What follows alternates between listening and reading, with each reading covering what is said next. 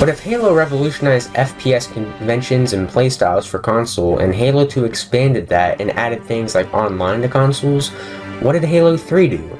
Well, I guess we're just gonna have to wait until next time when we finish the fight. Jesus Christ, that was so fucking lame.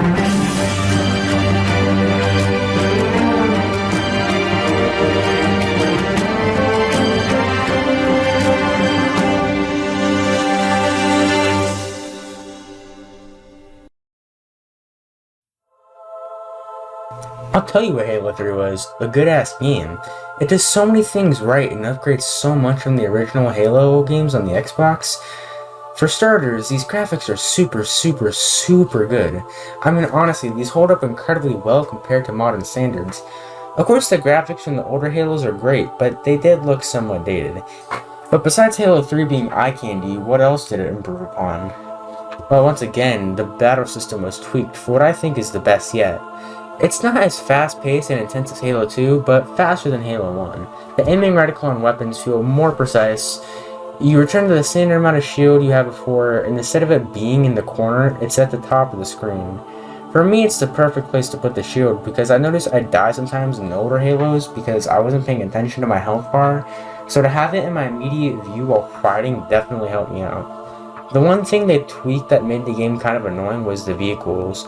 Sometimes it feels like I'd fare better using a tin can than these things. I just feel weak sometimes because when you get shot at, it doesn't damage the vehicle as much as it damages you. So you'll be blasting along the battlefield and then oh nope, you died even though your vehicle is still in pristine shape. And whenever you get shot at by an explosive or sometimes you run over a guy weird, I don't know, the vehicle likes to flip and then lose all momentum and everyone shoots at you till you're dead. Which explosives wouldn't be an issue if one of the Brute's main weapons weren't explosives, which I guess is a good segue into the enemies themselves. This time around the Brutes are the main guys we're going up against, and they definitely took the time to make sure these were good enemies. In the last game, I think they're really annoying with explosives, and while they still use explosives here, it's a lot more manageable than in Halo 2. They added some variants of the Brutes, like the ones that come in on jetpacks, and the dudes with the gravity hammer, which always puts up a fight. The bug guys are back, which I don't know if I just got better at the game or I just developed this thing and realized it's a lot easier to take them out with a spray weapon. Of course, the grunts are still here too, and they're funny as usual. Why is he chasing me? You don't have to fight the elites anymore, and they brought back the Flood, woohoo. Okay, to be fair, the way the Flood is set up here is the best in the entire series. Remember my first Halo review where I said they did a really cool thing with the first level they were in because of the fear and uncertainty? Well, they did that again, and it makes the Flood a lot better, where after a fight with the Covenant, a massive asteroid comes in, and you go into a destroyed town where the Flood creeps out and you push through that.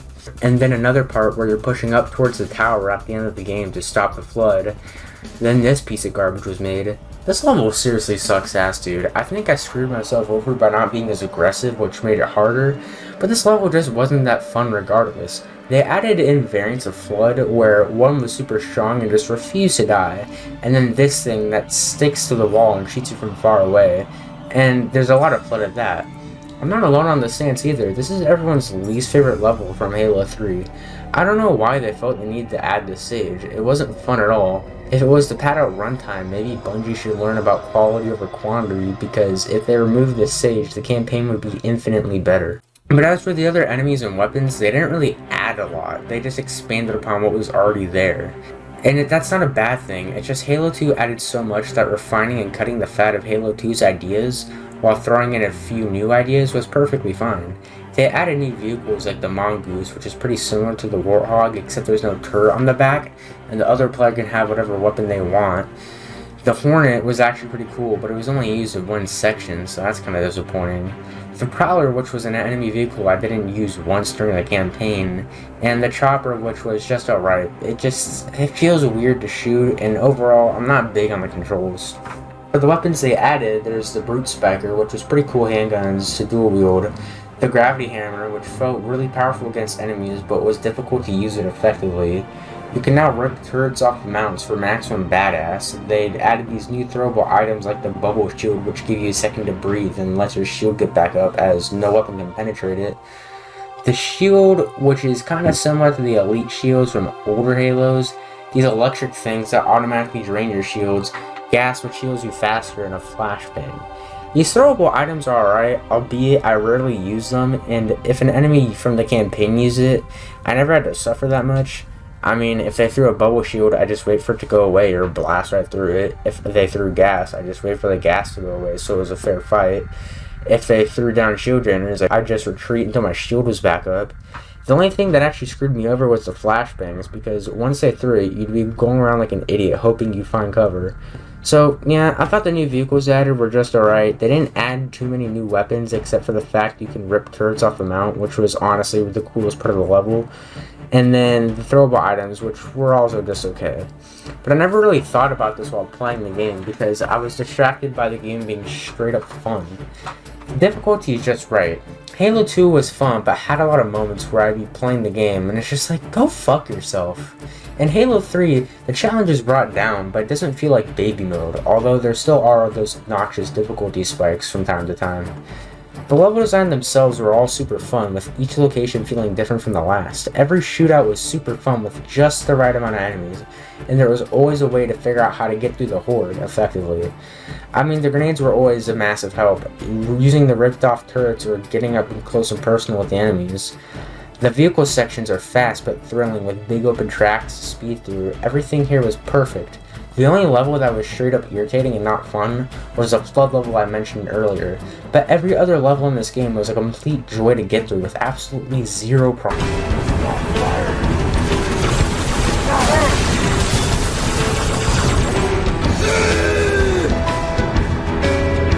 Yeah, this game had a few glitches. I mean, they weren't that bad or often, but they were definitely noticeable. The only other time I had a glitch as big as the first one you saw is when the next part of the level wouldn't continue and I was stuck forever, only to find the enemies staying there at the top of the ceiling, which you had to kill all enemies to progress. This next thing I don't think counts as a glitch, but it was definitely an oversight in design. So sometimes you'd be going through a part of the level and die and go back pretty far and you'd try again and keep going, and then sometimes you'd get checkpoint done on your screen on a certain spot you've already passed over before, meaning it didn't give you the checkpoint earlier when you were supposed to get it. And sometimes you'll get checkpoints in the worst possible spots. So there was this part where you're in a vehicle and you come up this hill and there's these blockades where I couldn't get my vehicle past without dying. So I got out and tried to take out the enemies so I could progress further in the level. I took out a few of them, but there were still more, and I got a checkpoint, and right as I got that checkpoint, a scorpion was right behind me blasting my ass.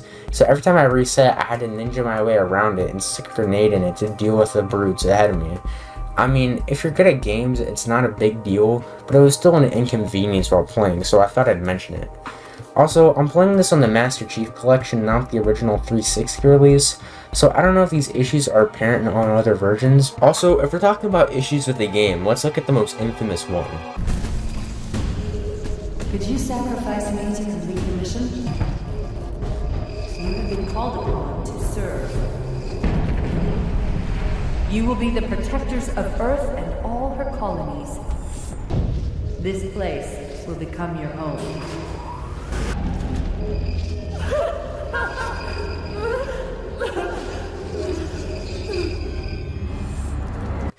Yeah, people found this really annoying. Every once in a while, Cortana would pop in to give you creepy, cryptic messages, and it would essentially pause the game for a few seconds. People found this to be really annoying, but honestly, I didn't find this annoying at all. The first time, it's actually kind of cool seeing it, and when I replayed through the game for this review, I found the interruptions to be so fast that it never bugged me. Even on the shitty flood stage where it happens a lot more times, it wasn't really annoying. So yeah, it's hyped up to be a game ruiner, but it's really just 10 seconds of your time. Because honestly, all the problems I mentioned never made the game unplayable, just kind of annoying, but barely. Alright, I think anytime you talk about Halo, you're legally obligated to talk about the soundtrack being good, so let's just get that out of the way real quick. Okay, let me give you some background on Halo for a second. Halo 2 ended up being set back a year due to poor choices they made, and the game ended up being pretty rushed in the last year of the development. It's why there's a good amount of glitches in the online, it's why some parts were scripted and linear, and it's exactly why Halo 2 had its infamous cliffhanger ending. Halo 2 originally was Halo 2 and 3 story combined, but because they didn't have enough time, they split the story into 2 games. So when they finally announced the follow-up to the cliffhanger, they gave it the tagline, "Finish the fight." because it was supposed to be an epic finale to the original trilogy. So what they did was make the music orchestral to make it feel way more epic. So they remastered a lot of songs from Halo 1, and a really good example of the songs feeling more epic is Warthog Run. Here's Warthog Run from Halo 1.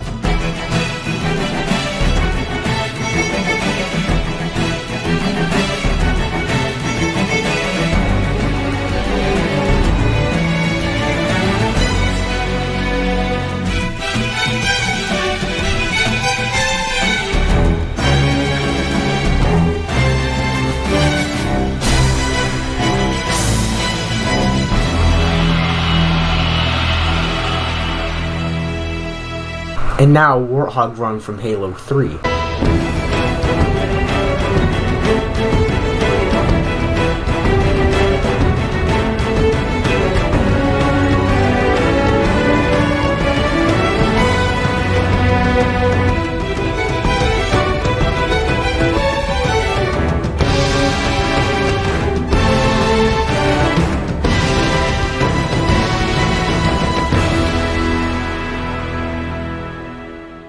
So while the soundtrack from the first two Halos were really good, the soundtrack from Halo 3 emphasizes these feelings of importance and wonder, making it truly feel like the epic finale was supposed to be. Which, yeah, another thing that makes this game feel great is that you always feel like a badass after. Even when the game isn't trying to make you feel badass, you'll still find ways to be badass. The cutscenes feel epic, the music while you're running along makes you feel epic. Battling enemies or ripping off the turrets, I really like ripping off the turrets. But that's seriously a strength this game has. After you're done doing something, you think, damn, that was badass, especially the first time. I guess the point I'm trying to make is that maybe Halo 3 didn't have innovations as massive as Halo 1 or 2, but instead focused more on expanding, refining, and improving things we already had to make it the most fun and enjoyable experience to go back to. I had to replay through Halo 1 and 2 for those reviews, and I'm not really thumping my foot to go back and play it, but honestly, I wouldn't mind replaying through Halo 3 all over again, and I'm writing that out on my script for the day after I beat the game. And the online was pretty alright, I guess. Yeah, time to talk about Halo Online for the millionth time. And my analysis of the online was, it's great. It took me a bit to get used to the new learning curve after Halo 2, but eventually I got into the swing of things. Since there were mechanical changes to Halo 3 from 2, the online is played a lot different. A really big change I noticed is that a lot more people throw grenades. It feels like the only way to do a fight correctly in Halo 3 was to start it by tossing a grenade, then rushing in to get them while their shield was down. Mainly because the assault rifle here has a similar issue with the first one, of it feeling a bit bullet spongy to taking out your enemies. Which was a bit odd since I didn't really have an issue with this in the campaign, but yeah. It's hard to describe because the assault rifle was a useful weapon to use in online, but you have to be very specific with how you used it. But besides the mechanical changes, there were actual gameplay changes, like the throwable items being here. I know I just said they weren't that versatile to use in the campaign, but they end up feeling more advantageous in the online. Like, if you're in healing gas while killing other players, you're gonna most likely win. Throwing down the bubble shield gives you a second to think and get the upper hand by turning the other player's hand, and so on and so forth. There's still not really game changer items, which is completely fine, but they do add strategy here, which depending on who you are, it's really cool or really annoying. I lean a bit more towards it being annoying mainly because it just randomly gives a player an advantage out of nowhere, though there were still very easy workarounds to players using this. For actual modes you get into, they did keep a lot of the old ones, but threw in some new modes. There's still standard team deathmatches, which are always fun to go back to. SWAT, where they take away your shield and radar, give you a pistol, and you just go around killing each other, and I really like this mode. Everyone's always on edge since they're just a shot away from losing, but if you have the better reaction time and can hit your headshots, you're gonna power through. Snipers, which is still great because, I mean, you go around and give everyone snipers. Why wouldn't you like this? You walk up to a guy and bam, good game. There's still objective-based stuff like capture the flag and zone control. You can't really go wrong there, especially if you have a friend with you to work with. Oddball is still fun, but now you walk a lot slower, which definitely emphasizes working together. VIP, where they take one person on your team, give them extra shields, start them off with a pistol, and you gotta make sure your teammates defend you while you get the other VIP. But you're still allowed to pick up stronger weapons to defend yourself, or even take out other VIPs. This one is definitely going up as one of my favorites.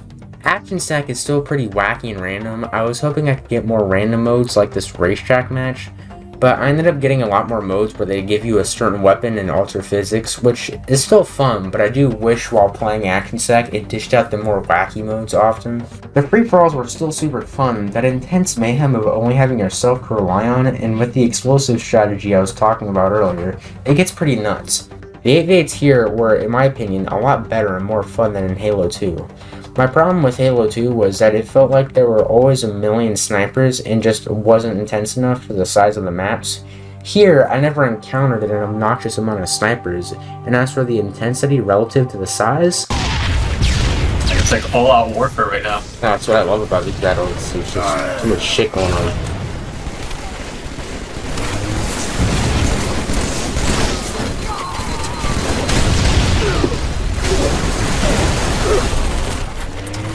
Overall, while it's still annoying that in some parts you're just walking towards nothing, it does a much better job of captivating the intensity of the match without it ever getting overly insane, which you gotta love. Ranked mode was something. Like, it wasn't bad, but I had an issue with it. In 90% of my matches, the winner felt like they had a landslide victory. Even if you didn't do hot or you were the best on the team, it was a landslide. It was very clear who was the winner and the loser of each round, and I just don't understand why these ranked matches were just hopelessly unbalanced. Alright, those are all the modes I was able to sink my time into playing, but there is one thing here that sets it apart from its predecessor. Forge mode. Basically, Forge mode is an empty sandbox where you can take all the maps and do, well, whatever you want, as long as it fits within the asset's budget. I mean, me and my friend Alex, when we got on this for the first time, we didn't really know what to do and kind of just goofed around trying to figure it out. Can you crush me with that? Right. Okay, yeah, you can. And we slowly figured out how to do things like nudging, or spawning, or deleting, or trying to make a big old racetrack.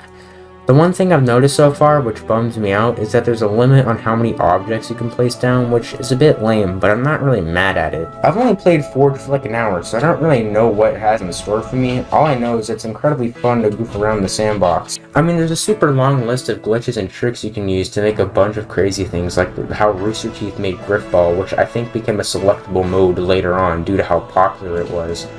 I honestly would be fine spending hours just doing whatever on Forge and seeing what wacky stuff I could come up with. How I describe the online as a whole is that they took a lot of what worked about Halo 2 and expanded it, but added some new inclusions to how the games play out for better or worse, which I think is a good description for this entire game. While I think all the Halo games in the trilogy were revolutions of their own, Halo 3 felt really special. The beautiful graphics, the amazing story, gameplay that still feels good to this day, and a plethora of things to do in its massive sandbox. And even though all the older Halos can offer that, Halo 3 was able to take the good and bad of Halo, refining it perfectly to the one thing video games strive to be: fun.